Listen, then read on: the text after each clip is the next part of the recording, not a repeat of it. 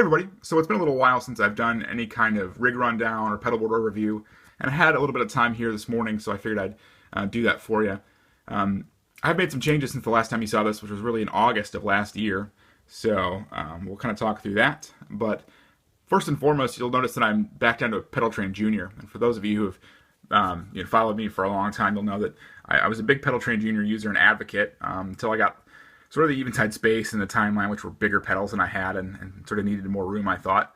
And that sort of lent to, gathering more drives and more sort of gadget pedals, and that can get a little ridiculous, which it did. But I'm really happy with this size. I decided I'm going to just do a bare essential sort of thing. Just go with exactly what I need, nothing else, and try to get the most out of all the pedals that I have and really love. So that's what I've done here. So Pedal Train Junior, the underside is pretty clean. Give you a peek at that. It's all wired up nicely with pedal power 2 and all that. So again, it starts over here with this one's mine mini patch bay. We've talked about that before, and that runs into the Ernie Ball MVP volume. I'm still using that, still enjoying it quite a bit. I don't use the minimum volume setting quite as much as I first did when I got it, but that's still a handy little feature to use, and it fixes the impedance issue with the tuner out. So it is going to tuner out over to the Sonic Research, which is great tuner, really accurate. I like it a lot. But actually out of the pedal, it goes into the Diamond compressor. And so, like I talked about, I wanted to get the most out of this pedal board, so I'm really using the compressor in ways that I never used to. Usually I would just run the compressor, the actual compression pretty low. But now if I want to get more drive out of the Timmy, I'll really crank that up and tweak the EQ a little bit to get more drive out of it, because I have cut down to just the drive and the fuzz, where I used to have a couple of drives. So that's kind of cool. So that runs into the Timmy, which is just the cornerstone of this pedal board, always has been, and I'm using this more dynamically than I used to. I used to just run the gain kind of like right around here, but last week when I was playing, I just had it cranked, and that sounded pretty good for a couple of songs. You do have to alter the EQ though. I find that as you roll the gain up, keep rolling the bass with it. That's just how I tend to think about things when I use that. And that goes into the Trombetta Mini Bone, which has been on the board for a year now. I realized that yesterday. Really like this fuzz. It kicked off the Screddy Lunar Module Deluxe, which had been on there for 3 years prior. But this one does most of the sounds I use that one for, and a whole bunch more. It does crazy splatty gated stuff, and mild sort of drive, and really just smooth fuzz, and it's just the whole package in a fuzz. So that's cool. One of the changes that you will see is the next pedal, which is This One's Mine Mini Solo Booster, which is basically a clone of the Zvex Super Hard-On, just in a tiny format. I like this one a lot. I got it pretty cheap. Had a buddy rehouse it for me because the case was gross, but somebody had repainted it with like this purpley kind of nasty paint. But anyway, so that's nice. The Super Hard-On, unlike the EP Booster, which it replaced, is just more neutral to your tone. The EP Booster, I had a love-hate relationship with that. I really liked how it would push the low mids and add some highs, but it kind of smoothed out my sound in a way I didn't like. So I want something more neutral, and this one does add a little bit of high end, which is fine by me. I always like bright sounds. So that's a boost there, which is good. From there, it runs down to the Timeline, which of course needs no introduction. I have switched MIDI controllers. This is the Disaster Area DMC2 with some custom firmware. Obviously, I can change presets and all that, as I always have, but Matt and I work together to create this firmware, which I've shown in another video.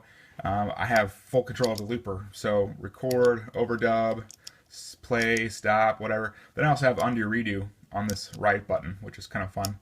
And then in half a second, you're back into the preset control.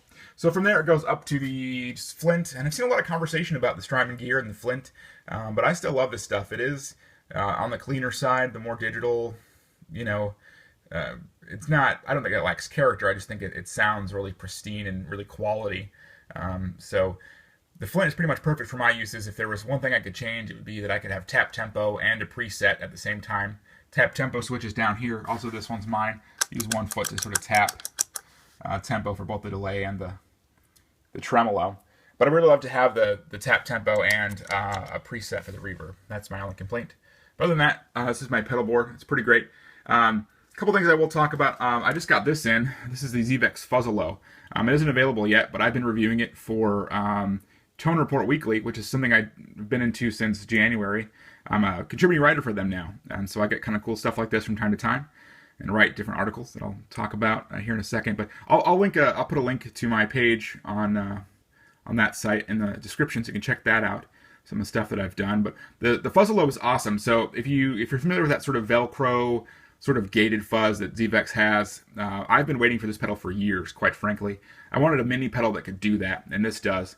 This pulse width control over here on the right goes from a square wave fuzz, which is huge and monstrous sounding, to this real sort of gated, I think asymmetrical kind of clipping style that's just, it's great. The gate kicks in right around here, and I got the volume control. It's sort of purposefully stripped down, but it's a great little pedal.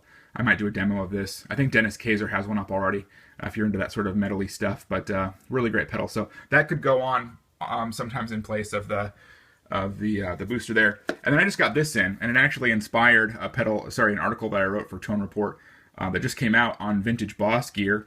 But I stole this from a Guitar Center in Charlotte, North Carolina. I was on their used site and saw a pedal that was listed as a PS3, but had the photo of a PH3. So I called in and found out that it was the PH3, and I got this for about $100. So pretty awesome score for me. I have a video of this pedal that I put up a few years ago, and I really like these. I kind of got out of my gadget phase, but I figure, hey, I can keep one, because I've sort of stripped down to the bare essentials. So what I'm thinking I can do with this is actually put it right here in place of the turbo tuner from time to time, if I want, pitch shifting or another delay or shimmer or, modulation or whatever. And how I think I do that is I've been doing another sort of review currently for Tone Report on clip-on tuners. So I might be able to, use one of those instead of the Pedalboard tuner from time to time if I do want the PS3. So that's why, and what I'm thinking I can do with that. So anyway, so that's kind of a walkthrough of the board. I've still got my M12, which is awesome, my Taylor, and my G&L. Like I said in I think my last video, gear tends to just leave the house quite a bit more frequently now that I have a little boy kind of wandering around. But he'll be a year old next week, so we're really excited about that. But this is my gear, this is my board. I hope you enjoyed the walkthrough, and I don't know, I'm really hoping that I can get more videos up on this channel, but if not, you'll just have to stare at this kind of stuff. So thanks for your time, thanks for watching, bye-bye.